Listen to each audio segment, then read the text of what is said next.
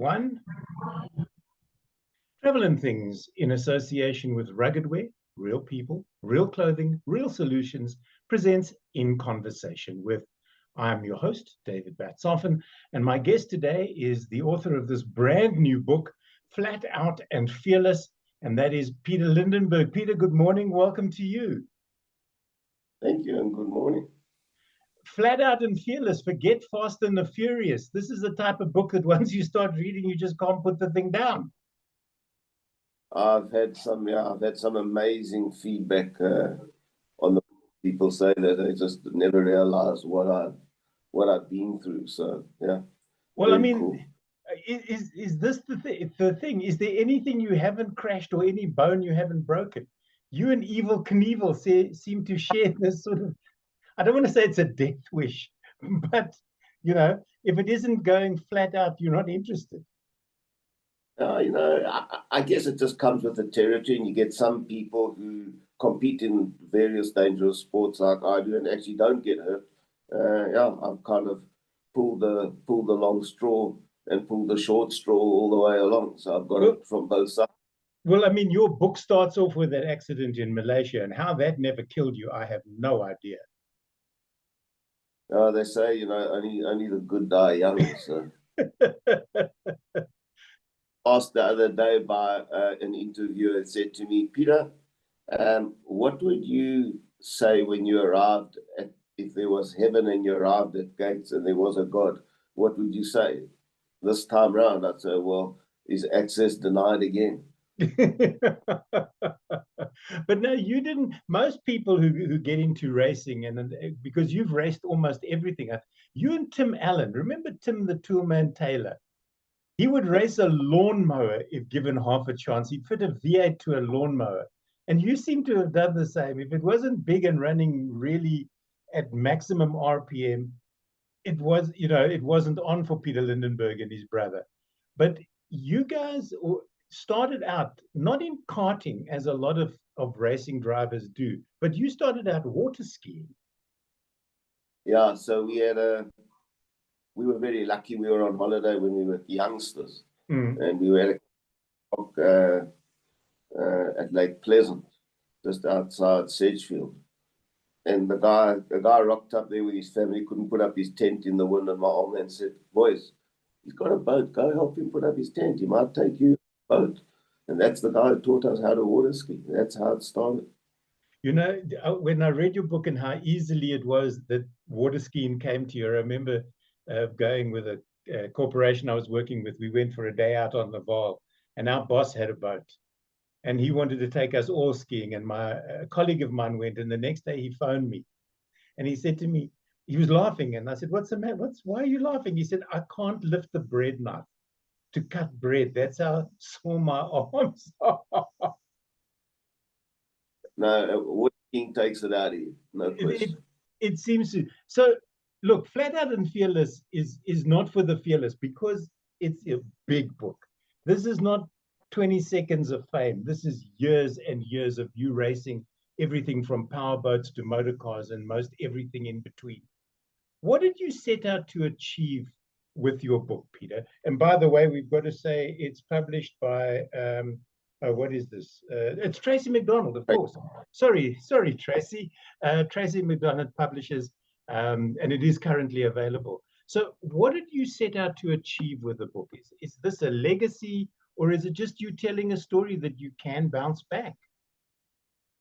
So it's a bit of both, because at the end of the day, what I wanted to do is I wanted to put down for the future what I'd done, the mistakes I'd made, and the correct and incorrect decisions I'd taken. But the most important thing that I wanted to get out there was to motivate people, to say, listen, I've been through it all, whether it was physical, whether it was in a relationship, whether it was financial. I've been the ups and downs, the whole lot. And I want to give people hope. I'm a firm believer that in this life and in this world, if there's no hope, there's no future. Yeah. And I want people to understand that the chips can be really down. You can be in a dark hole, but if you concentrate on that which you can control and that which you can, in, the chances of you digging your way out, no matter how slowly, are pretty good. Yeah. But I think people get a little bit restless when you say no matter how long it takes, because to recover from the accidents that you've had didn't happen overnight. So you've had to endure months of therapy and all of that, physical therapy and recovery, and you've dealt with that. A lot of people can't. They go, if I'm Well, not better tomorrow, I may as well put a bullet through my head. yeah, look, I mean, one of those is the last chapter, and that last chapter is a chapter I wrote in January this year. Mm. Really, really ill with COVID. I mean, I was knocking on the door, and it's taken me 10 months to get over the COVID, and I still don't believe it's completely gone. Yeah. But you have to look at it positively. You've got to say, well, and my take on the COVID was, well, I was one of many, many thousands of people that landed up in hospital, but I was one of very few thousand people who actually came out. So I can say, well, I managed to come out, so I've already been given another chance. So now I've got to get better and just come and do it as best you can. But Yeah. look, again, it's about hope. You hope that tomorrow will be better. Let's go back to that accident that almost took your life, and I think made news headlines because your boat did what other boats didn't do. Most flip over backwards and look spectacular. Yours decided to turn into a submarine and nosedive. Yeah, so they have what they call sweeper boats at Formula One Grand. And the sweeper boats clean the surface of the water. So they pick up debris all the time. So they've got almost like a sieve on the front of the boat. Anyway, the boat moved without being told to move by the officials. And I never saw the wash from the boat when I was coming towards the corner. It was, excuse the pun, but flat out down the straight. And the boat didn't pitch its nose. The crest of the wave from the sweeper boat got the back of the boat. So it lifted the back of the boat. So the boat went almost straight, but the front of the boat, a Formula One boat, is curved. So once the boat goes past that point, it then gets an aerodynamic downward, not shift, downward shunt, angle of the aeroplane coming down. So it just slammed the boat in nose first. Do you remember any of that accident? No, I saw the footage. And did you sort of go up a week later? And did you sort of think, okay, so who was the stuntman driving when that accident took place? I mean, when I woke up, it's in the book. When I woke up, it was like glass in the hospital in Malaysia. I realized that I'd been in one hell of a crash because I mean, weren't touching me, and there were tubes everywhere. There were machines banging away. I was like, I'm in a lot of trouble here. Here come Kak, but Kak had already come, so to speak. So when did the shift happen from boats to cars? So I've always, from when I was a little boy, I wanted to be a race car driver. I was racing car crazy from when I was probably 6 years old. My late dad took my brother and I to watch a race at Grand Central. And that's, but the opportunities in my life didn't work out that way. I didn't have a dad who was pro racing at all. He was very much pro water skiing, not pro racing. And so because of my water skiing and having been successful in water skiing, one of the guys that I was involved with who supplied me in my boat business with engines, Johnson Outboard Engines, a guy called Rod Murphy, he's the guy who convinced me to go into boat race. He said to me, listen, you've got to be one of the best guys out there to read the water. You understand what's going on with water. If you can barefoot water ski and do what you did on the water, you've got to be water. And he said, if you can read the water like that, you've got to be a good boat driver. And so the boat racing came first. And then going on, every now and then I dabbled in a little bit of motorsport type stuff. And I ended up doing them both. I love the fact that you got your license, your car license, when you shouldn't have, just so that you could take the one car down to the coast towing the boat behind it because your mom wouldn't do that. I still got my black ID book with that license in it, with it written across, cancelled, issued in error. But it was, I got the license in November and they cancelled it in March the next year. So they've done the job. But I just can't believe they bothered, because you would, how far were you away? What was it? In those days, it was 18 that you had to be to get your license. I was 6 months, 6 or 7 months out. Okay. Looking back over your career, Peter, what would you have done differently, if anything? You know, like in the preface to the book, where I say, if I could choreograph my life again, what would I do? I said I'd push the cake via button, because I just, I made mistakes, but if you don't make mistakes, you don't learn, and there's no human being on this earth that doesn't make mistakes. Yeah. And so I learned a hell of a lot out of those mistakes. If you said to me, do I have regrets in my life? Yeah, and they're in the book. But if there was one thing that I would really have loved to been able to do that I didn't, that would be to have a helicopter license and fly a helicopter. I was about to ask you, because trains and boats and planes, I don't know whether you've ever driven a train. I'm sure you've been on a train. A friend of mine has just got his chopper license, and he keeps saying to me, next time you up my way, I will make certain that we can get a flight in, type of thing. But helicopters scare me. When that blade stops turning, it's not so much a glide into the ground, it's a very sudden crash. But you've been through those you've flown through the air, albeit not in a helicopter, but in a boat, an F1 motorboat. Yeah, no, look, I just think I have an affinity with machinery. Right. And I mean, we had our own plane. I never had my license, but I flew it with our pilot often. And that I really enjoy, and I'm fascinated by helicopters. What sort of a driver are you in general? If you go down to the coast for a holiday, do you drive down? Do you fly down? And if you do drive down, are you somebody that keeps to the speed limit, or you say, listen, most people get to Cape Town in 12 hours. I can do it in 9. Like that fellow on the motorbike who does Durban in like 4.5 minutes, type of thing.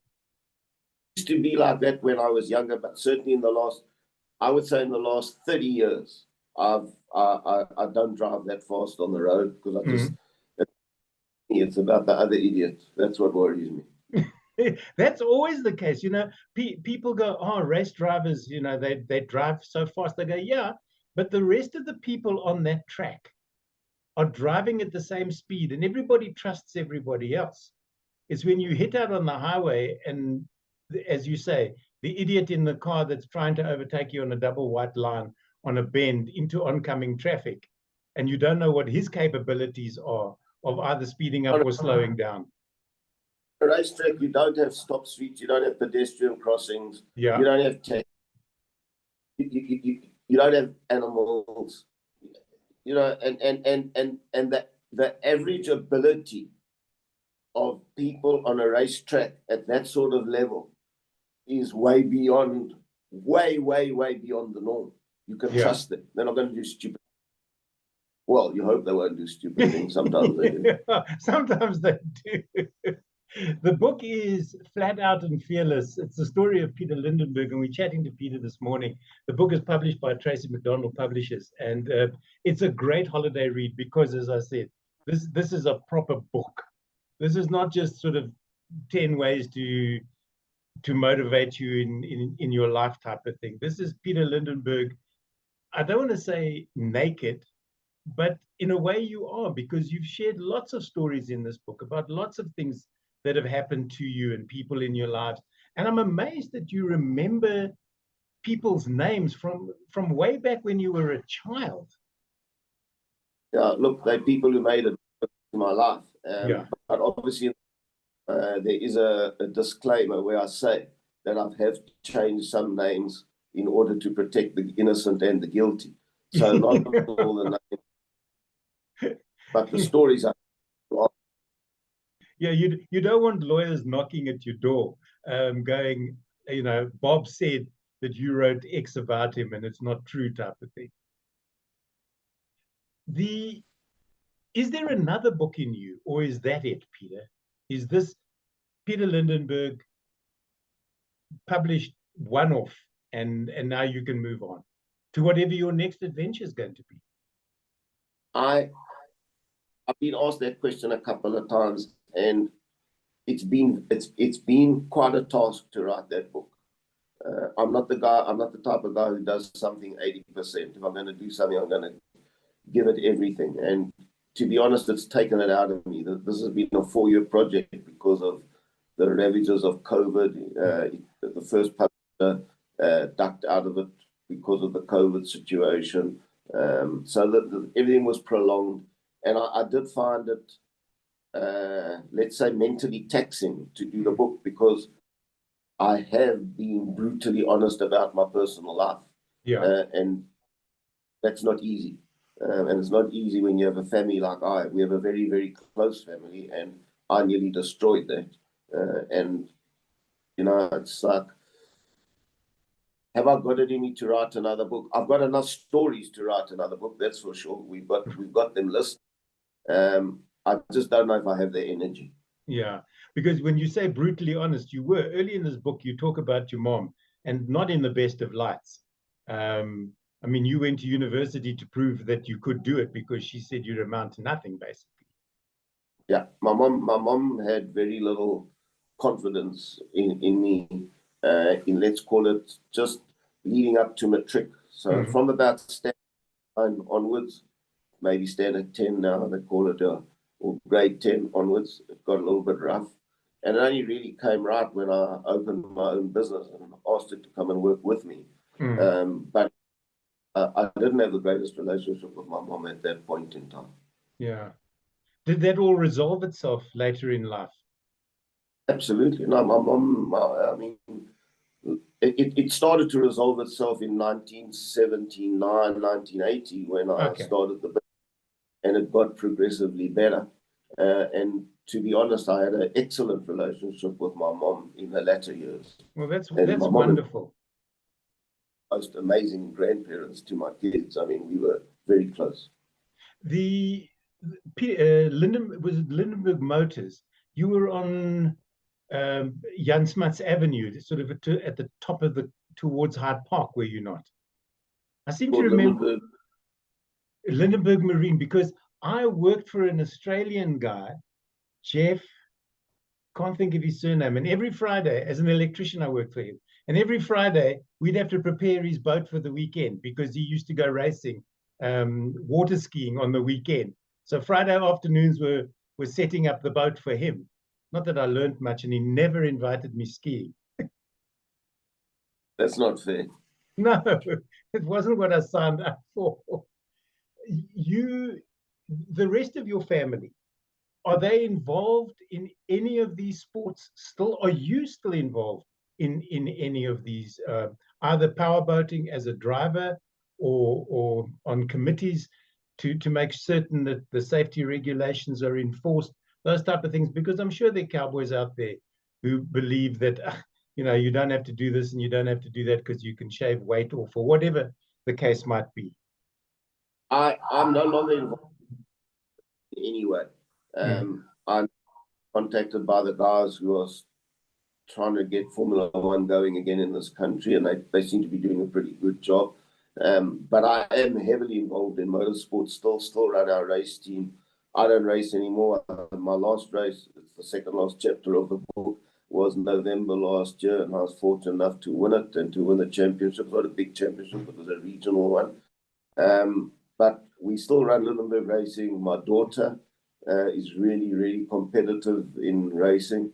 And then our son-in-law, James Temple, also. Both of them won their championships last year. So we're very much involved in racing still. As a dad, do you go and watch your daughter race? What's the feeling like for you? Fine. I try and get to every race possible to watch it. And I don't have nerves about it at all. It's fine. You know, at the end of the day, it was her choice. We have 3 daughters. The one who decided that she wanted to do the racing thing, and she's very capable, and I have confidence. You know, I never go to say, Paige, don't do this or don't do this. I'll say to Paige, you know what, think about this, or if I know where she's starting on the grid, there might be a bit of a hoo-ah into the first corner. I just kind of tell her what I'm thinking, Right. and just to try and yes, but I'm never nervous about her driving. Okay. You've mentioned the chapters talk about fast and flat out and fearless. I mean, there are more chapters in this book than I think there are in almost every other book that I've read this year, because they're privateering, betting, making mistakes, primal urge, milks and dices. That sort of caught my attention. Were you the type of guy that had one of those, like a box prefect with a Basil Green motor in it, that you could dice from robot to robot, and everybody wondered how the hell you did that when it should have only been a 1.3 engine? No, so I wasn't that guy, but I was pretty close. So it's also, the story's also in the book where my first car that I was given by my late dad was a Ford Capri, but it was my late uncle's car in the business, and when I got the car, it was using more oil than petrol. So another uncle of mine helped me rebuild the engine, and we built it into it wasn't meant to be built to be a screamer, but it was built to go. I mean, we didn't bugger around with it, but we didn't go over the top either. I was at varsity, so I didn't have the money to go over the top. Yeah.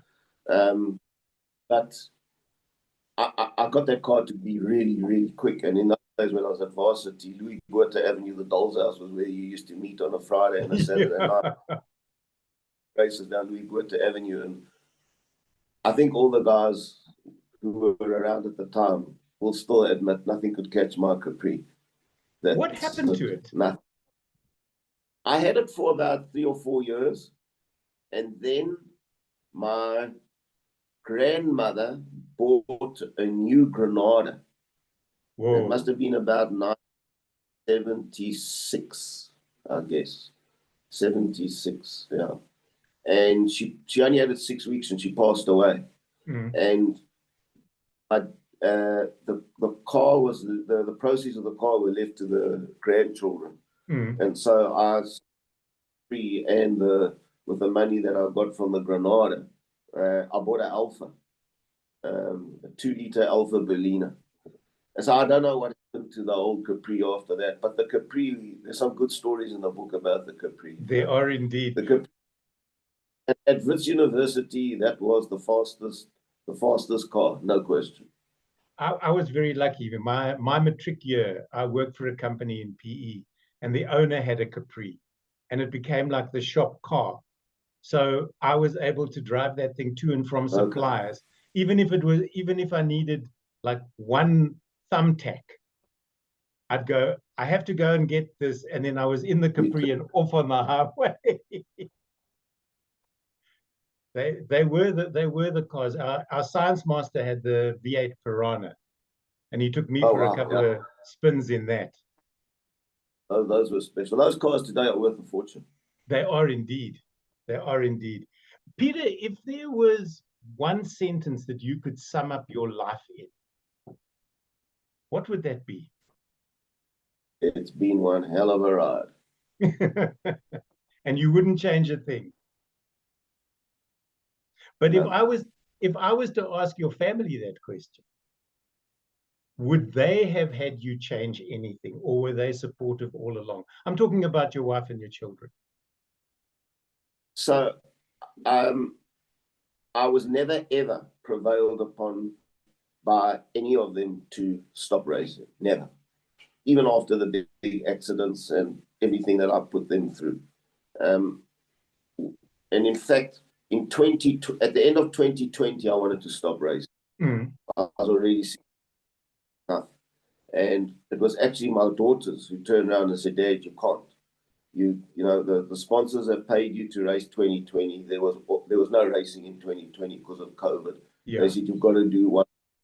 So that gives you an idea. I mean, I was just already old for racing, no question. I was competing with guys who were 25, 30, 35, 40 years younger than me. Yeah.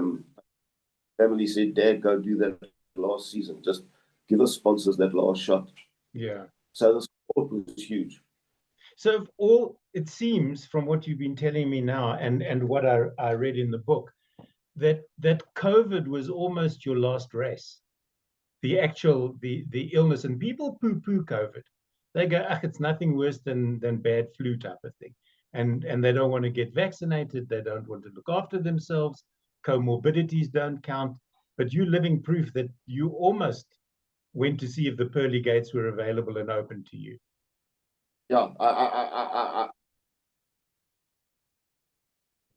don't have any time for people who believe that. I've got to be honest, because I saw people die and I lost a lot of friends. In fact, I sat down on the patio of our house at the beginning of December last year, so a month before I got sick with COVID, and I actually removed 11 people's numbers from my phone who had died in the previous 18 months from COVID. Yeah. So I It don't. was, do you know, is it important as to how you actually got it? Because people always try and go over in their minds, oh, how did I get COVID? But does it really matter? It doesn't. You either survive it or you don't. Yeah, it's as simple as that. COVID it doesn't matter. Yeah. At the end of the day, you're super careful. We as a family, we're super careful because of my situation. I've drowned twice. I've been in a car that's caught fire once. So I don't have the best lungs. Yeah. And so we were really didn't go out. I stayed away from people. And if I had to go out, I always had a mask. I never went into a shop or anything like that. My wife would go. And in the end, I got COVID. Yeah. And I got it really bad. Well, I'm glad you survived. I'm glad you survived all those other crashes. Whoever's intent on trying to kill you, if there is a higher power that has a hand in it, they haven't got it right yet. It's probably going to be a paper cut that gets you at the end of the day. The book is called Flat Out and Fearless. It's a story of Peter Lindenberg. It's published by Tracy McDonald Publishers. And it is a great holiday read. It really and truly is, because you don't need to take anything else with you. One book, that's it. Peter, thank you so very much for joining me here on In Conversation With. It's been an absolute pleasure chatting with you. Thank you, and have a good festive season. Thanks, and you as well. My guest here today on In Conversation With has been Peter Lindenberg.